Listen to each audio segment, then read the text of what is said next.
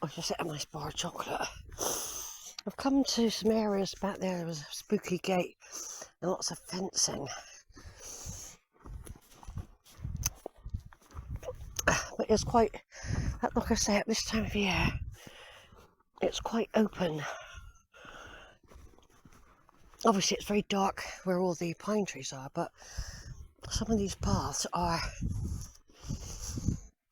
approachable.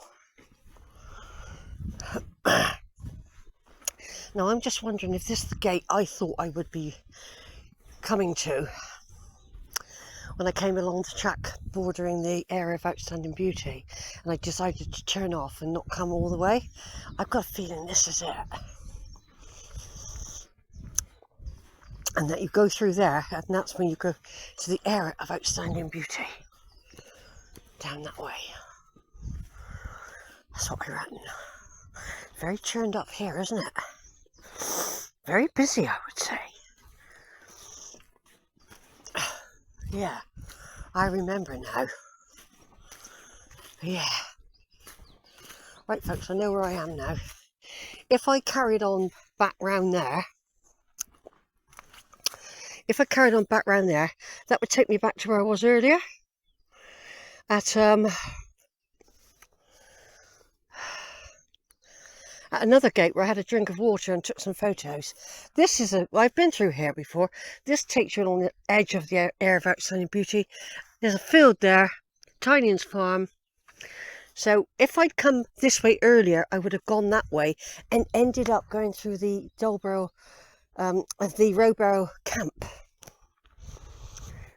So there doesn't seem to be a track. So what we're going to backtrack, and why we're going to backtrack is because we're going to go to find one other track which we can't find on this route. It's all part of the excitement though, folks, isn't it?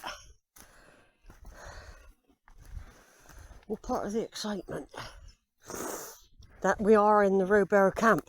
All this is all very protected. Now where they've got it fenced off back here, it could be that's where they've been doing some archaeology. You know, I don't know how easy it is to find any of that out, apart from ask local historians and archaeologists in this area who would know. There's butterflies flying by.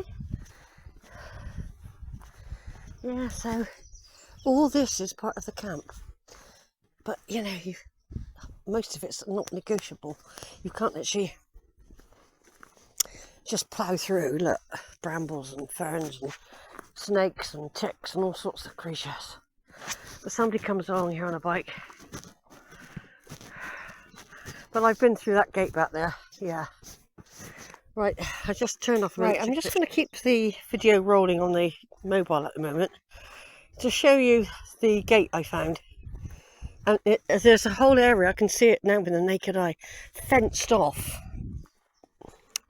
Now why is that? It could be to protect archaeology. It could be to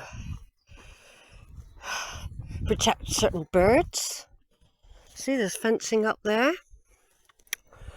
I don't know where you go to find out all that sort of thing. I don't know where you go, so apart from probably phoning up somebody in the archaeology department. So there's more fencing there, look. It's broken in areas now as well. It's yeah,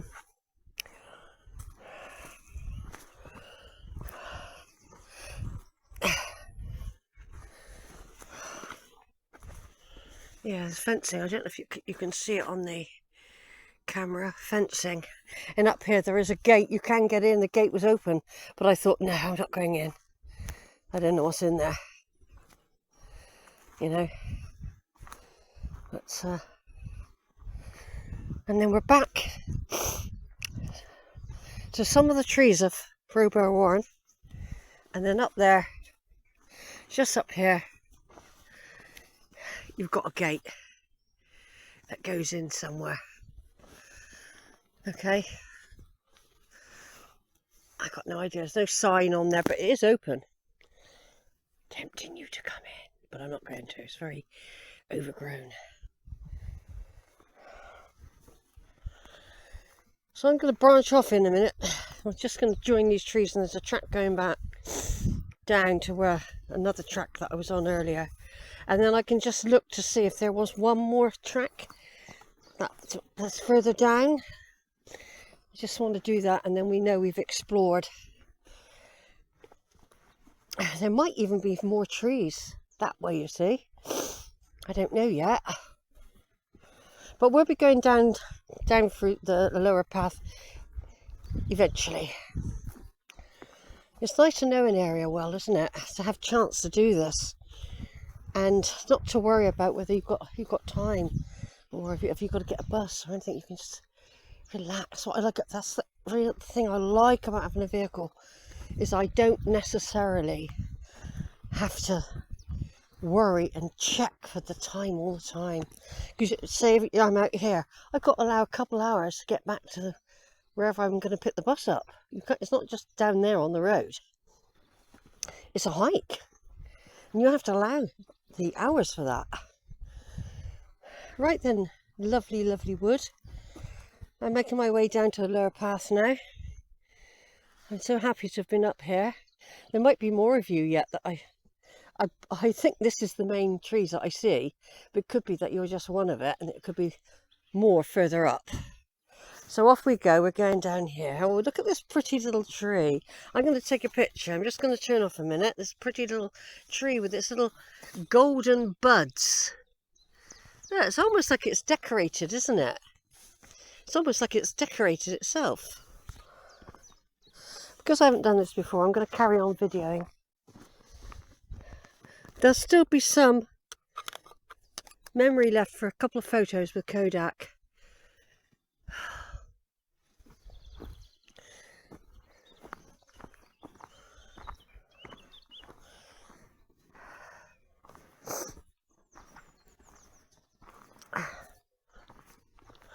Farm over there that I usually go through if I'm going to Cheddar. Sometimes seems weird that I'm not going back to Cheddar, because Cheddar was the place I always caught the bus most of the time. They're lovely, these little trees, though, aren't they, with their special little buds? Look. They're almost, like I said, they're almost self-decorated.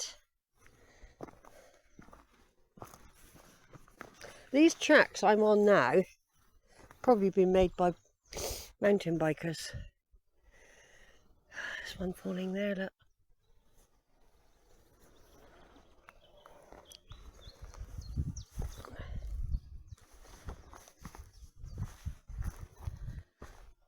I'm presuming this is taking me down to a track. I don't mind anyway.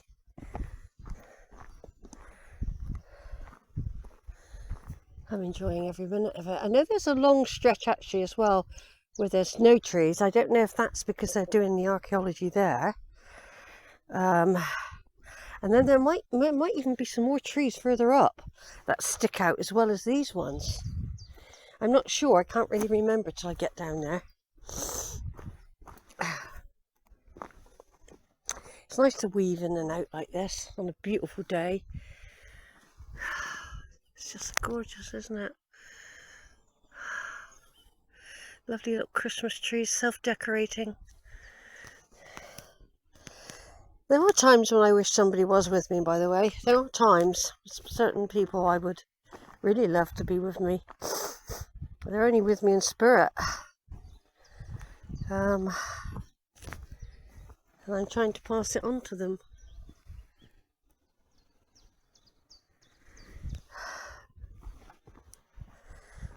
This could be a bike track, or it could be an animal track. I hope I doesn't come to a dead end, because it means I've got to walk all the way back up there. That's happened to me before. It does happen to me. Or I get scratched a bit, so I might have to put my jumper on or something. No, I think it's going to lead me to the path. It's definitely going downhill. Oh.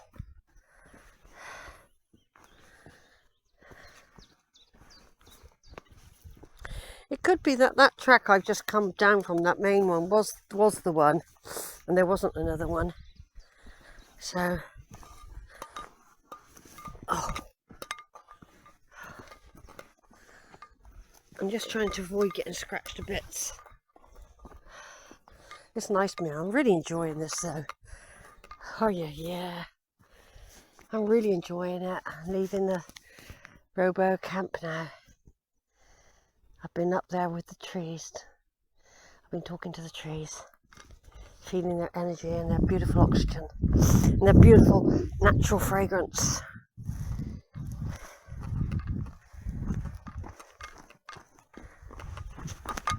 Ooh. Do you know what? Sometimes I feel I've been down this track, but I couldn't have.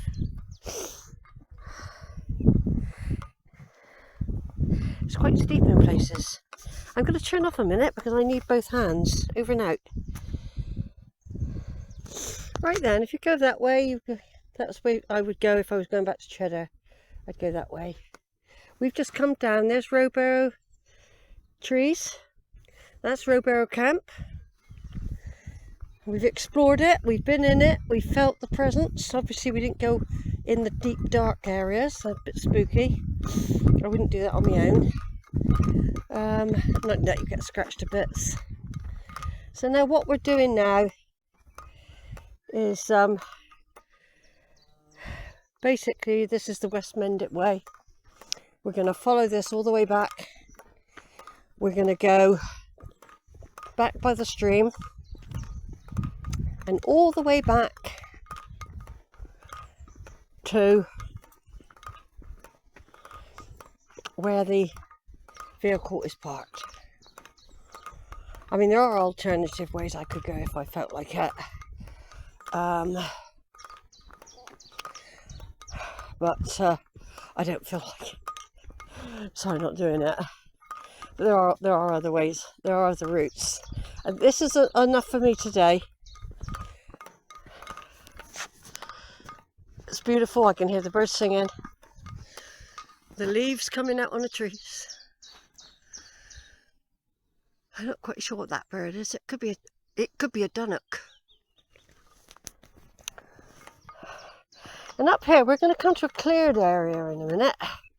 And this is where I think there was some archaeological excavations, which I noticed last year when I came up.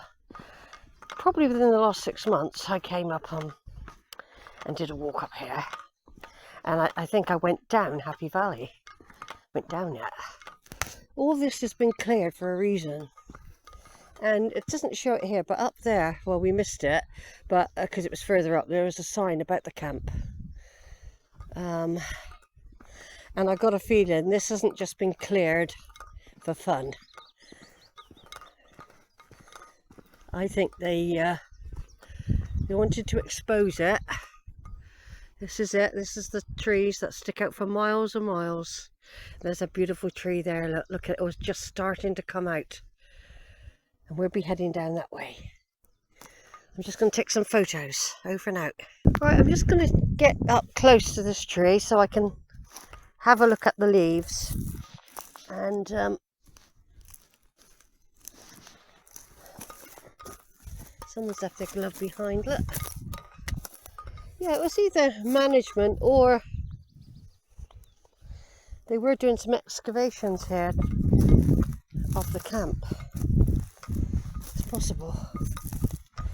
I just want to get a bit closer to take some pictures of the leaves up close. Because I can't tell what, a lot of people will know what sort of tree it is, but I used to know more about things. I've forgotten, all my memory's gone.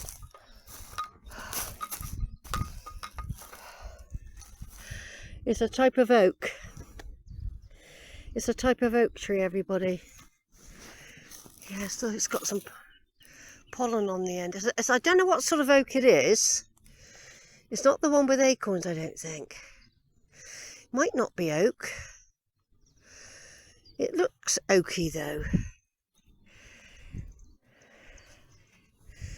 It does look oaky. I'll take some close-ups of it in a minute. I'm not sure if it is because of the colour of the bark. shore. It's very beachy looking. Hello. Hi Tree, how you doing? You are beautiful, aren't you?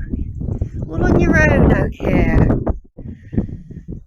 Yeah, you might be a maple or something. I don't know what you are. I'm going to take some pictures. Over and out a minute.